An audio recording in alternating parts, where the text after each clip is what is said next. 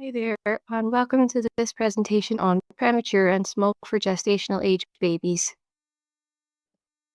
The aim of this presentation is to provide theoretical knowledge to differentiate between the preterm, small for gestational age infant, and intrauterine growth restricted baby.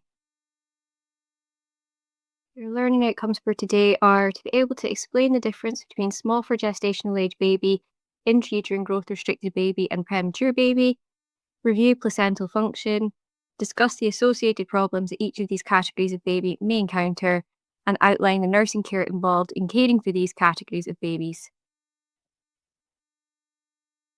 The World Health Organization estimates that 15 million newborns are born preterm and more than 20 million are born low birth weight each year.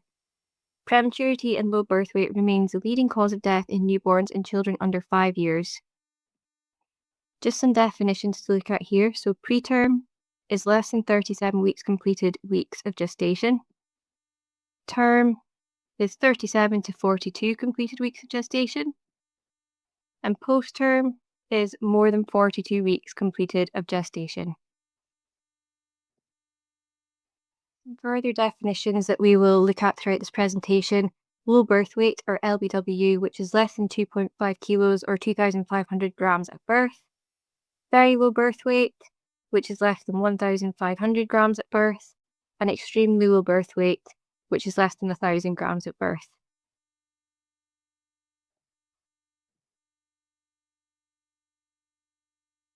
We also use terminology such as small for gestational age, SGA, appropriate for gestational age, AGA, and large for gestational age, LGA. These might also be referred to as small for dates or light for dates. And we're also going to talk a bit about fetal growth restriction and intrauterine growth restriction. So just taking a look a bit further into some of these terms, small for gestational age refers to an infant with a birth weight less than the 10th centile, meaning that they are smaller than 90% of babies at the same point in pregnancy. Small fetuses are divided into normal or constitutionally small. No pathology is present. Contributing factors include ethnicity, sex, and parental height. Non-placenta mediated growth restriction, for example, structural or chromosomal anomaly, inborn errors of metabolism, and fetal infection. And then there's placental mediated growth restriction, which is chronic fetal hypoxia, and that is owing to poor placental perfusion. We figure out where a baby sits by plotting them on a centile chart. We plot the weight, length, and head circumference against the gestation on these centile charts. Small for gestational age infants are those below the 10th centile. Appropriate for a gestational age infants are those between the 10th and the 90th percentile. And large for gestational age infants are those above the 90th percentile. Small for gestational age babies, remember that they may just be appropriately grown, but just a bit smaller than average. This might be familial or racial. If they have small parents, it might just be that they have a small baby. So we need to think about whether these small for gestational age babies are appropriately grown, or are they small due to growth restriction. This is just an example of some of the growth charts that we see. So this is an infant growth chart for boys. It's different for male and female babies. Why are we concerned with the size of a baby when they're born? Low birth weight is a valuable public health indicator of maternal health, nutrition, healthcare delivery, and poverty. Neonates with low birth weight have a 20 times greater risk of dying than neonates with a birth weight of 2.5 kilos or 2,500 grams. Low birth weight is associated with long-term neurologic disability, impaired language development, impaired academic achievement, and increased risk of chronic diseases, including cardiovascular disease and diabetes. If these babies are small because they're preterm, this carries additional risk due to immaturity of multiple organ systems, including intracranial hemorrhage, respiratory distress, sepsis, blindness, and gastrointestinal disorders. Preterm birth is the leading cause of all under 5 child mortality worldwide. Next, we have intrauterine growth restriction, or IUGR. This can be caused by a variety of different factors, but most commonly maternal illness, such as preeclampsia, heart disease, or kidney problems, substance abuse, lower socioeconomic class, just because this is often associated with things like smoking, drugs, or alcohol. Viral infection, particularly CMV or cytomegalovirus, cold sores, chickenpox, that kind of thing, and congenital abnormalities, some of the trisomies and cornelia de Lange as an example.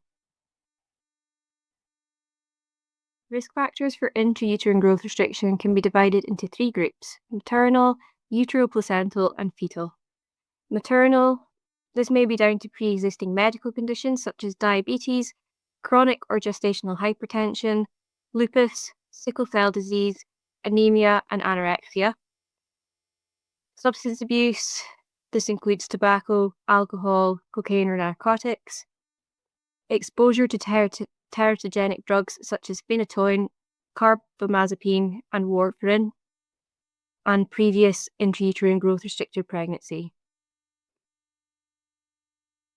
Uteroplacental risk factors: placental insufficiency caused by maternal conditions or pregnancy-related conditions such as Rh incompatibility or preeclampsia. Placenta previa, which is where the placenta attaches low-lying near or over the cervical opening. Placental abruption, placenta prematurely detaches from the uterus. Uterine abnormalities such as fibroids, and multiple gestation.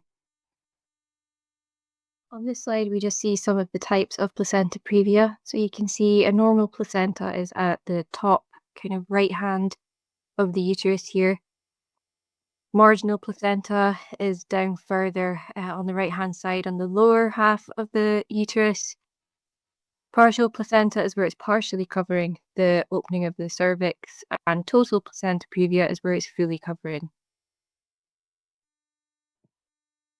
And then placental abruption is a serious pregnancy complication where the placenta partially or completely detaches from the inner wall of the uterus before delivery. And then fetal risk factors. These can be congenital or early uterine infections, such as toxoplasmosis, which is an infection with a parasite. People get this infection usually from eating undercooked meat, and you can also get it from coming into contact with cat feces, and this parasite can pass on to the baby during pregnancy. Rubella is another one. Cytomegalovirus or CMV, which is herpes. It's a common herpes virus. It commonly only causes a mild flu-like illness in healthy individuals. Once a person is infected with this virus, it remains dormant in the body for life. However, CMV can cause serious health complications in newborns and people with weakened immune systems. It can cause hearing loss, developmental issues, and it is passed from the body fluids of someone else who's infected. There may be genetic abnormalities, aneuploidy, which is chromosomal abnormalities, and congenital abnormalities such as tracheoesophageal fistula, cyanotic congenital heart disease, gastroschisis, and neural tube defects. IUGR, or intrauterine growth restriction. For this, there is no universal agreement of terminology for this. Any fetus that does not reach his growth potential might be included.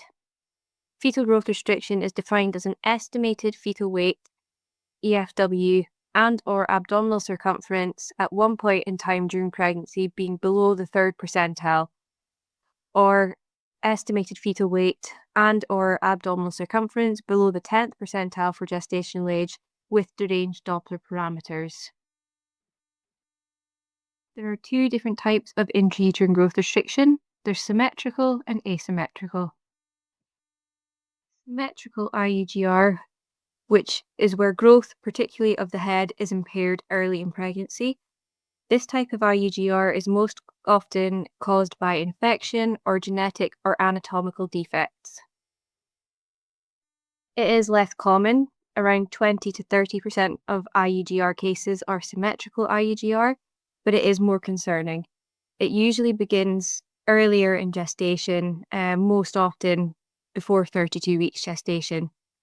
And it can cause permanent neurological sequelae. So as most neurons in the brain are developed by the 18th week of gestation, the fetus with symmetrical IUGR is more likely to have these permanent damages done. We then have asymmetrical IUGR. These babies tend to have appropriate head growth until late in the pregnancy, and it is most often associated with something like pregnancy-induced hypertension. This is because this causes intrauterine growth restriction by damaging the placenta, which leads to reduced blood flow and an insufficient supply of oxygen and nutrients to the fetus. The placental insufficiency forces the fetus to adapt by diverting blood to vital organs like the brain, but it stunts overall growth. Asymmetrical IUGR is the most common cause of IUGR, and it occurs in 70 to 80% of IUGR cases. It's more late onset, usually after 32 weeks of completed gestation, and is usually down to placental insufficiency. There's restriction of weight followed by length. The head continues to grow at a normal or near normal rate, and this is called head sparing, which is a protective mechanism that may have evolved to promote brain development. It's most commonly caused by extrinsic factors that affect the fetus at later gestational ages. And this is just an illustration of what we mean by these different terms. So a normal growth baby with normal head growth and normal abdominal circumference. Symmetrical intrauterine growth restriction, where the baby is small overall, they have a small head, which is in proportion with a small abdominal circumference. And then we have the asymmetrical IUGR, where the head is of normal size for that baby's gestation, but the abdominal circumference has become small. So what is the outcome and the clinical significance of IUGR? It affects 3 to 10% of pregnancies, and 20% of stillborn infants have a degree of intrauterine growth restriction.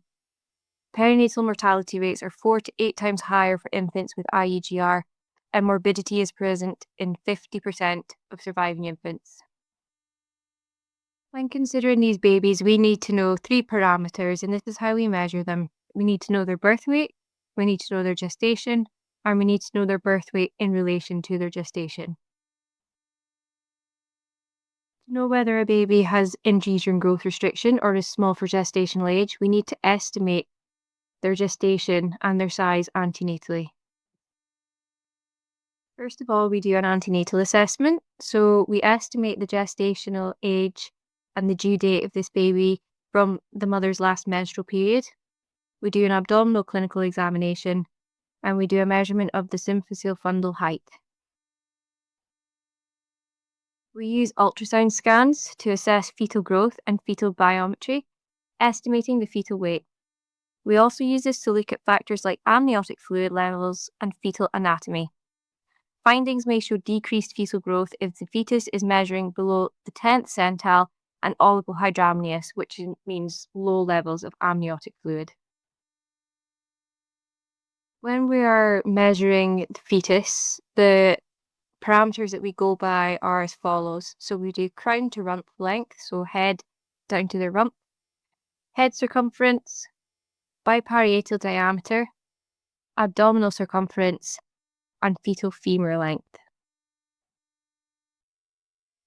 To give us our estimated fetal weight, we can use a couple of different measurements. So abdominal circumference and biparietal diameter, which is a cross-sectional diameter of the skull.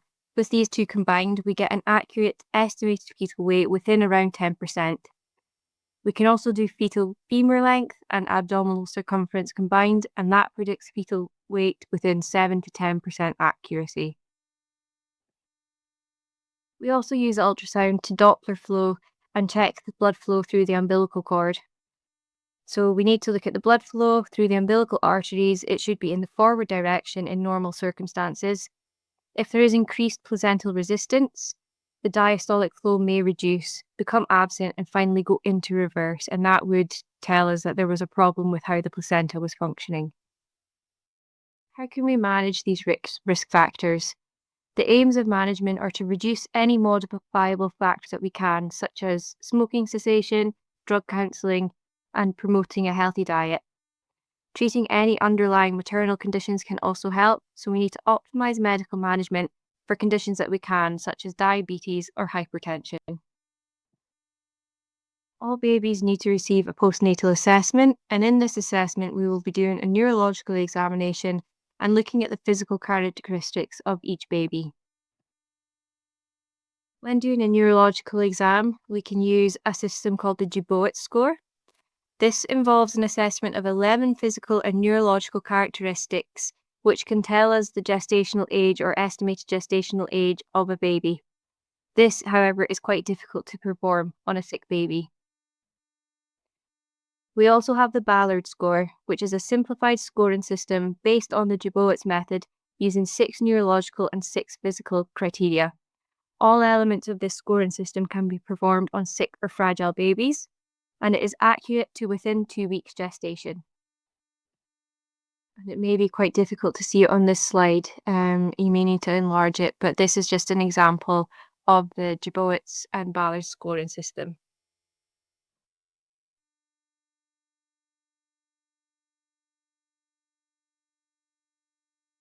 Babies in each of these categories will have defining physical characteristics that can tell us roughly what their gestational age might be. So, can you just stop for a moment and think of some of the physical characteristics that some of these babies might have? So, what a premature baby might look like, what a baby with IUGR might look like, and what a post mature or post dates baby might look like. One of the more common things that we see in post-mature baby is dry skin. So particularly on the feet and the hands, they may have dry, cracked skin, and they may be born with an absence of vernix, which is the white kind of waxy substance that we see babies born with. We can see on this example of a preterm baby, their skin is red and almost waxy looking. It's thin. They have very to little to no fat substance on their body. Other things that we might be looking at is lanugo hair or the absence or presence of it. So this is a fine hair covering the fetus and that appears around 25 weeks gestation. In extreme prematurity, this is lacking and it is at its most abundant around 28 weeks gestation.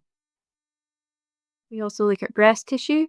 So in immature and growth restricted babies, nipples may be poorly developed. Another part of the scoring system is looking at the genitalia. So for female babies, there may be prominent clitoris and flat labia, particularly in prematurity. And for male babies, premature male babies' testes are usually undescended before 30 weeks gestation. And rugae, which is the kind of the creases and folds on the scrotal sac, is absent until above 34 weeks gestation. We also look at the baby's eyes in extreme prematurity, so 23, 24 weeks gestation. The eyelids will still be fused. The ears in premature babies, there is little or no cartilage in the pinna of the ear, and this remains folded when released. So if you kind of fold the baby's ear over, it will remain folded instead of pinging back into shape. Plantar creases, so creases on the sole of the foot. In premature and extremely immature infants, they don't have these detectable foot creases. So appears kind of, small, fine wrinkles, but none of the deep creases that we expect to see in a baby. So what are the complications of intrauterine growth restriction? It depends very much on the cause, but it can lead to preterm labor and delivery, stillbirth, perinatal asphyxia, necrotizing enterocolitis, cognitive delay and behavioral issues. They can also lead to adult onset diseases such as diabetes, obesity, coronary heart disease, and hypertension, motor and neurological disabilities, and intrauterine or neonatal death.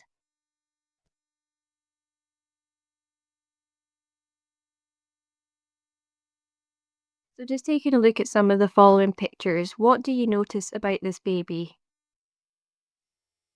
Have a look at their abdominal circumference in relation to their head.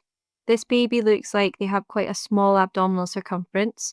So they look like they may be suffering small progestational age or intrauterine growth restriction, but their head looks bigger than their body. It's bigger than the abdominal circumference. So this baby would be classed as an asymmetrical IUGR. We can see this baby is symmetrically small, but has very little fat, has kind of red waxy skin, and is needing breathing support. So we can assume this baby is probably preterm. And if we look at these two babies, it's hard to tell from this picture, but they might be twins and they may be suffering a condition called twin to twin transfusion, where one baby has received more of the nutrients from the placenta. The smaller twin looks like a symmetrical intrauterine growth restriction due to placental insufficiency.